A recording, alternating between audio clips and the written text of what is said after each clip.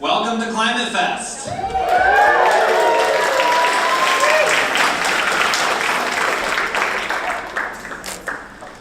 My name is Garrett Wong. I work for the Office of Sustainability and the Environment.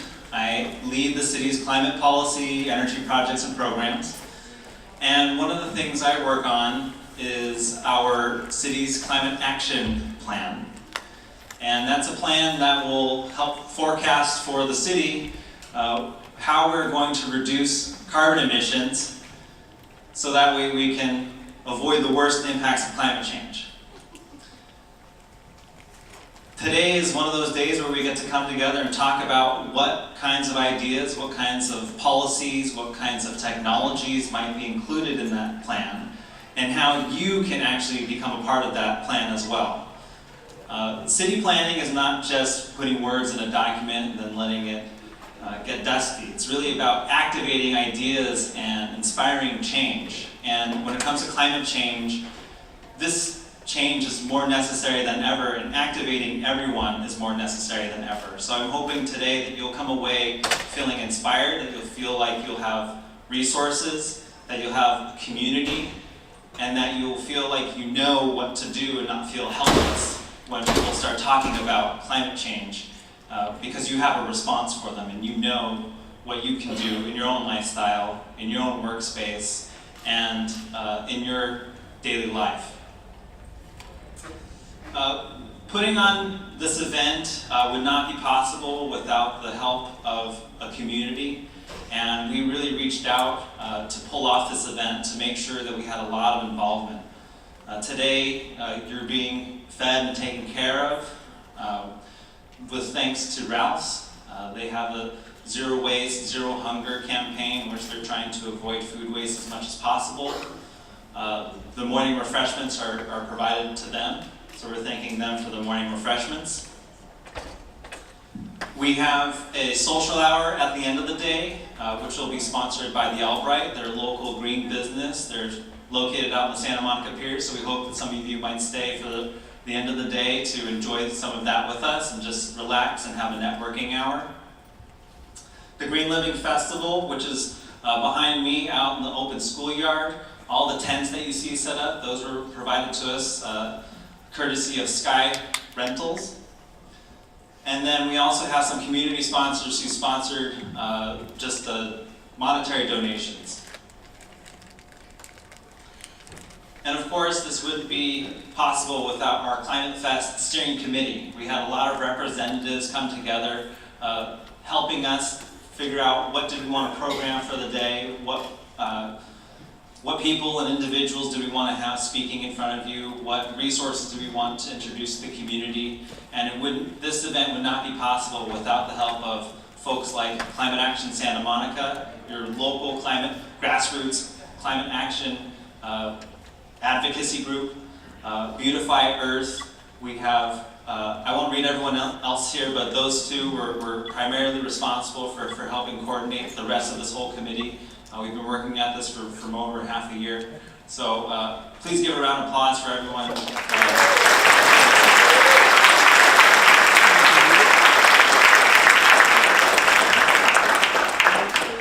And of course, it wouldn't be possible to have great events like this and great policies like the ones that we do without the leadership that we have. And that's all thanks to folks like former Mayor and Council Member Tony Vasquez, former Mayor Judy Abdo,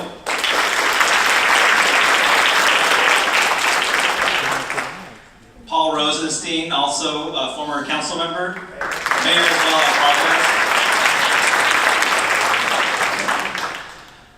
and next I'd like to introduce our current mayor, Mayor Ted Winter.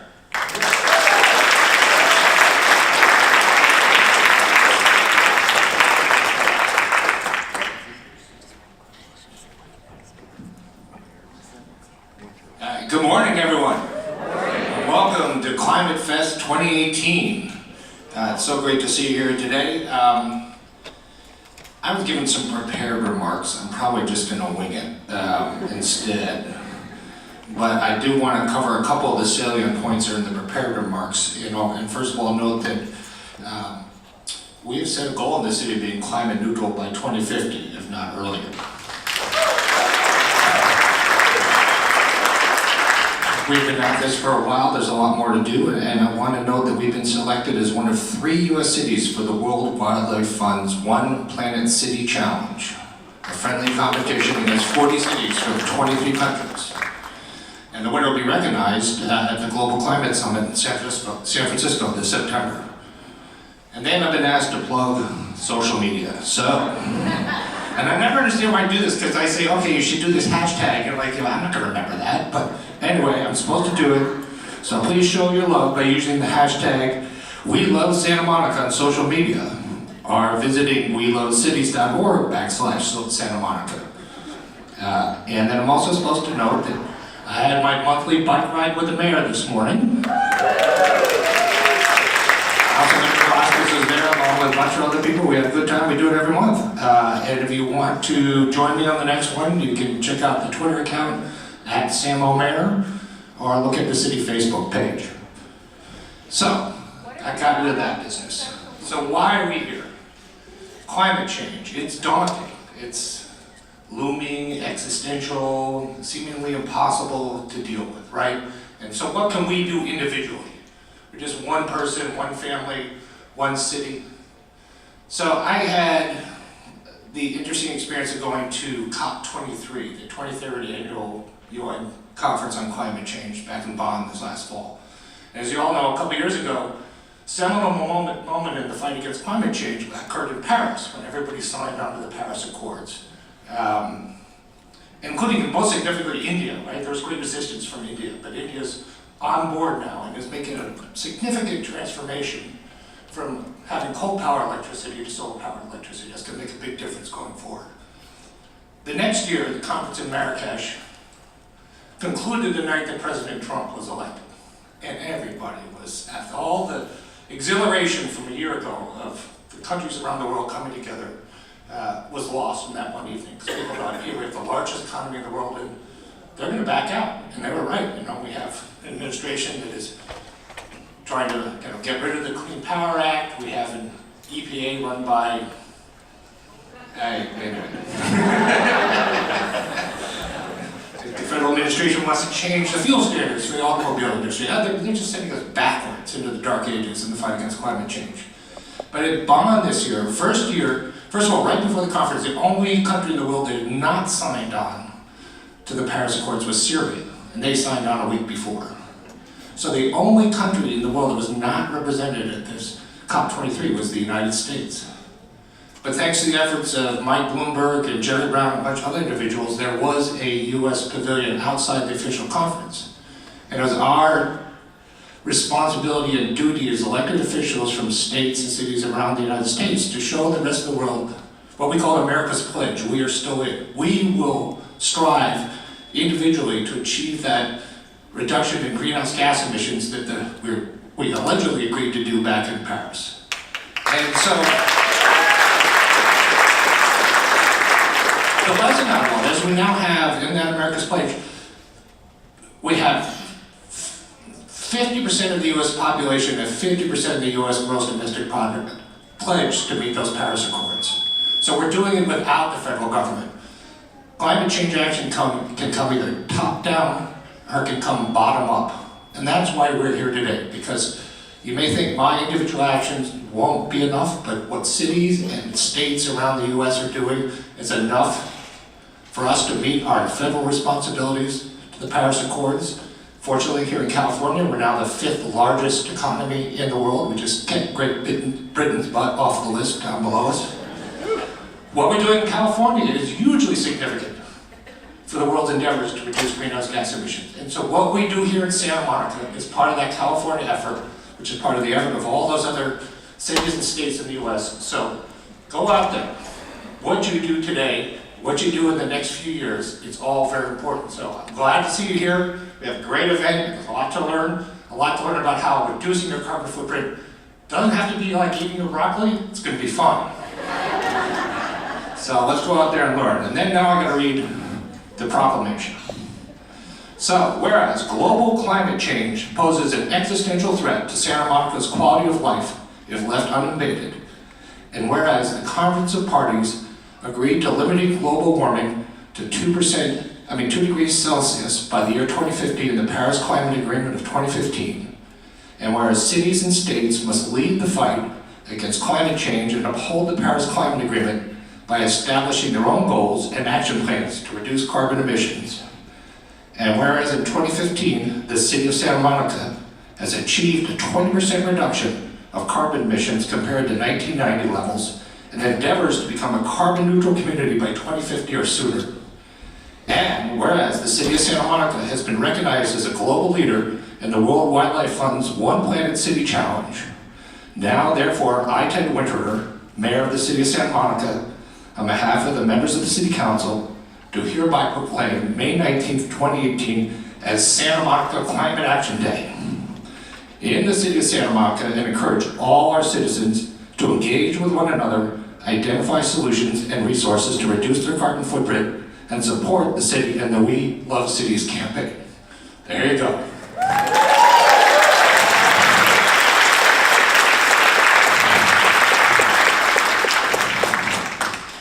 And now I'm going to introduce our next presenter, my good friend, State Senator Ben Allen. I've got to read all his accomplishments. That's going to take some time, so be patient.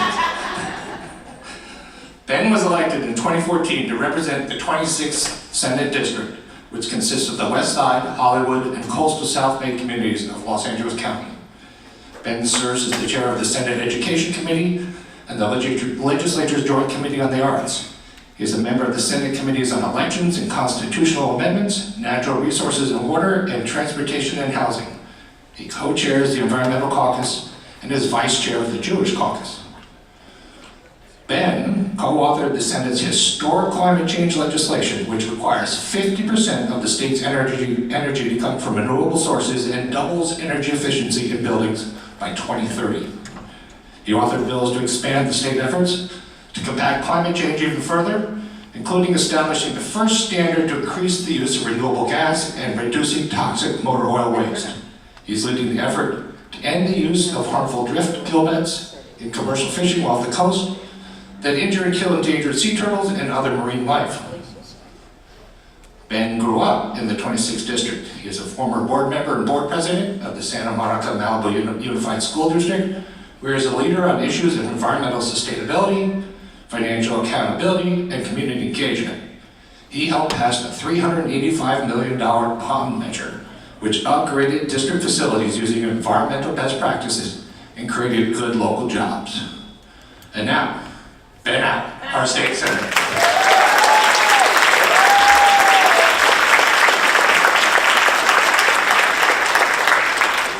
All right, well, thank you everybody for being here and for being part of this wonderful celebration. And a big thank you to our incredible mayor, Ted Winter.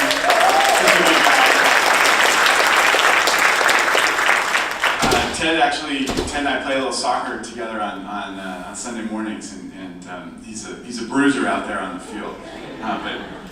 So it's great to be here. It's a great opportunity for us to get together and talk a little shop about climate and all the things that are happening on the environmental front, both at the state level, internationally, and then all the things that we can do locally. It's absolutely true that we're very proud of the work that we're doing in California, and we're just in such a different place than the folks in the federal government. I was first elected in 2014. I served for 2 years with a very different relationship with Washington, and now all of a sudden we have this new and exciting relationship with Washington that is truly different. Now I will say that the role of the state government has become so much more important because of the political changes there. And if you look at the prominence that Sacramento and the state government have suddenly taken on a global level, it's really telling. You know, the fact is that when Governor Brown goes to Beijing to meet with folks there, he's having a closed-door 1.5-hour session with the premier of China. A state governor meeting with the head of the largest nation in the world, talking shop about energy exchange, talking shop about cap and trade, climate change, all the things that we can be doing to coordinate with each other. When California when the Bonn conference happened, several of the sessions actually had California sitting next to Canada as a national level delegation at the conference, because of the fact that people know we are the fifth largest economy in the world, in spite of the royal wedding. We do have this power as a state that other states don't have. We have a certain amount of, though maybe the royal wedding will not come back into fifth, who knows? We're really right on the cusp. It's Brexit that really screwed them. Just goes to show, when you get nativist, things don't go well all the time. But the fact is that our state government there's a power behind our efforts, but that a typical state government simply doesn't have. Part of it is the size of our economy, the size of our state, the diversity of our state as well, and the fact that we've got so many different industries that are immensely important and powerful. But part of it also has to do with the general sense of consensus up in Sacramento about what we ought to be doing on some of these issues. It's not that everybody agrees on every single thing, by any means, but there is a much greater consensus in our state government on these types of issues than there are in a typical state government, certainly more than we see in Washington. So we're really proud of the leadership role that we're playing, but it's certainly not been easy. And I serve as chair of the Environmental Caucus, and quite frankly, we're both steeled, but also a little nervous and a little scared at times about the posture that we're getting from the federal government. I'll give you one example. I had a bill last year that, in response to the constant threats from folks in the federal government to try to a mass sell-off of federal public lands around the nation. There's certainly been a lot of push in that direction in the West, and you saw recently the president's unprecedented decision to scale back a series of national monuments, something that had never been done before unilaterally by a president. And so my bill said, okay, if the federal government wants to sell off federal public lands within the state of California, we got to give the right of first refusal to the State Lands Commission first, so that the people of the state of California can acquire that land. We have to pay full value and all that sort of thing, but at the very least, we have the right to make sure that public lands that have been in the public trust for generations could remain in the public trust if that's what we wanted. And of course, we can't tell the federal government what they can or can't do with their lands, but we do have power over the registrar recorder. So we said that if that procedure weren't followed, we wouldn't allow the registrar recorder from recording the deed of sale to jam up the financing. And now, of course, we've been sued by Jefferson Beauregard Sessions, who's coming in to enforce federal power over an errant state. And it's very interesting. As someone, I used to teach law school, and it's so fascinating to look at the flipperoo on states' rights jurisprudence. I've become a big fan of states' rights all of a sudden, and I've become very statriotic. It's a new thing for me, but it's really fascinating if you look at the sweep of American history where we are now on these kinds of things.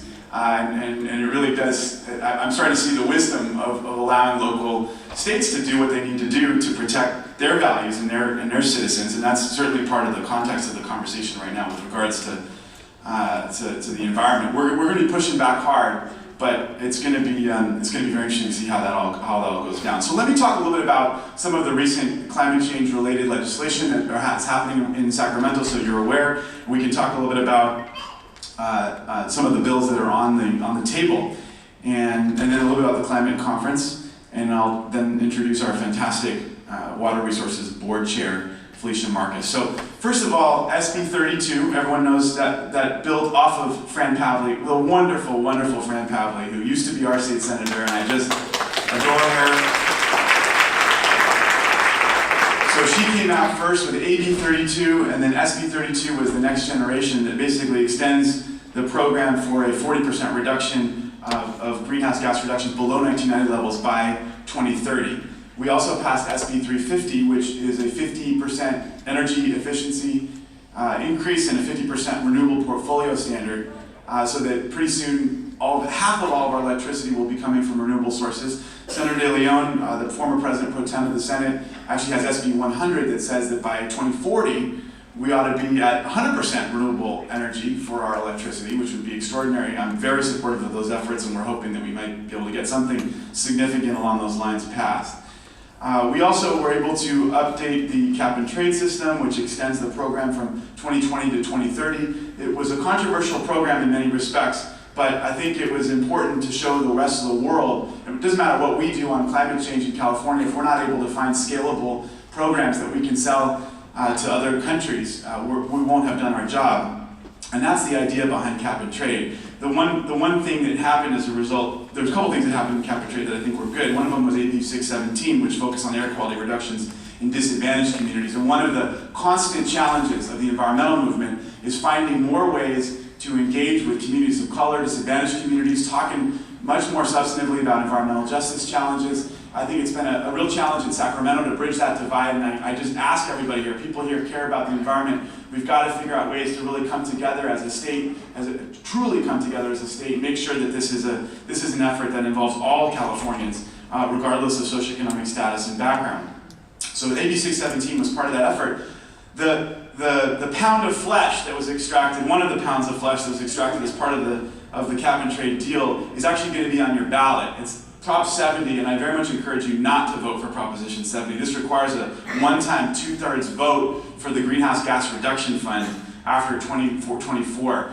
What we have seen in Sacramento is that by 2/3 votes really only result in shakedowns, leverage plays by people who don't really want to vote for something, but they get convinced to vote for it because in return for their vote, they'll get a $200 million project in their district or something along those lines that are really not along the lines of what we're trying to do.